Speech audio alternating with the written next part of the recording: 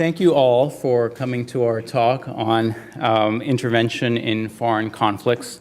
My name is Gregory Pfeiffer. I am the acting director of the Institute of Current World Affairs. We are living in a time in which old certainties are fading very quickly.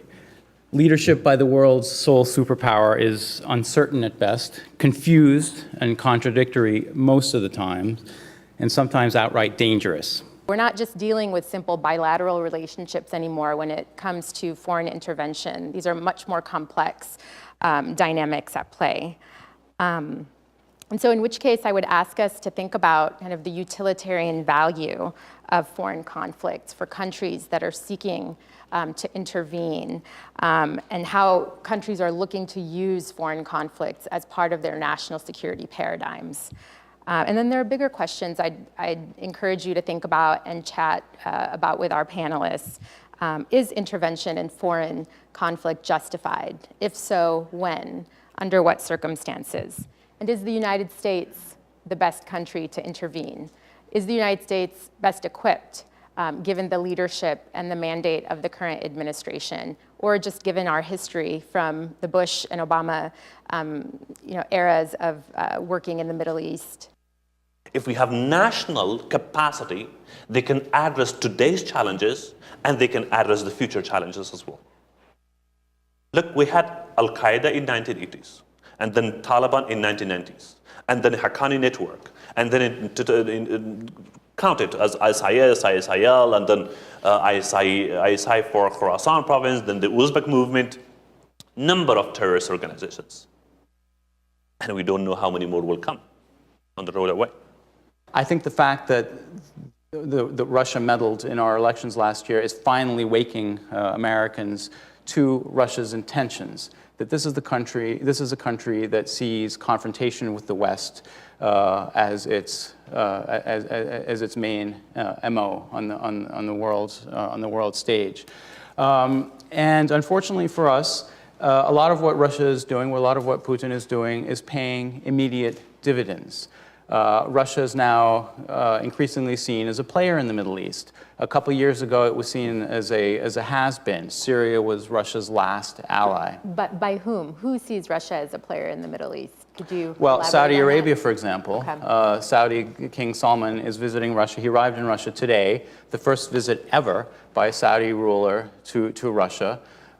This is big in terms of symbolism. Russia and Saudi Arabia always saw each other as adversaries.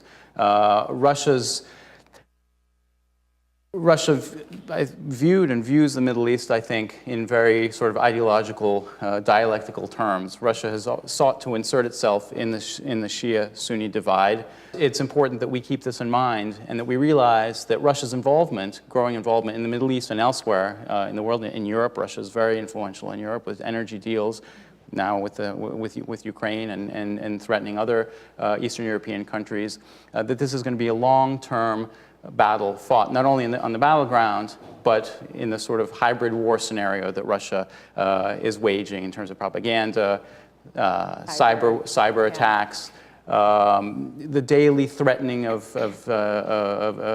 NATO member countries with flying over with this sort of jousting, and we have to realize this is for the long term. So this is fascinating. So chaos in the West is actually, it's not a means to achieve an end, it is the end. It is the end, exactly. Okay. It's a zero-sum game for Russia, and that's exactly the right way of looking at it. Okay.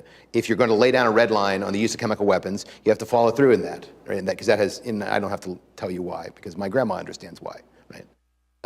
It has to do with American credibility, it has to do with wrestling up allies. The most that we could have done in Syria that would have put us in a stronger position, that if we had done both of those things, is we would have probably part of Syrian territory, because the regime was only going to contract. I think its catastrophic collapse was not going to happen because of its minority nature, clientelist nature. The Alawites and the other minorities had really nowhere to run. So it would have contracted, which would have been in our interests, because that group, the group around the regime, are antithetical to the United States and have embedded with the Iranians and the Russians. We would have been able to control the flow of weapons into those areas. more effectively, and we would have less extremism. Would we still have jihadists and Salafists? Yes, we would. Would there be a lot less of them? I would say there probably would be less. We don't really have a good track record on post-conflict reconstruction either. Yes, it's true. We don't think through what happens the day after, and we don't plan on being there the day after. And it runs counter to our history, actually, after World War II, where we basically stayed in Germany and Japan and helped those countries get off their feet or get off the ground. And somehow, Well, it was Cold War also. Cold War, right. The decisions weren't just, I think, had the Cold War not existed, then maybe our decisions would have been different. Right. But yes, you're absolutely right.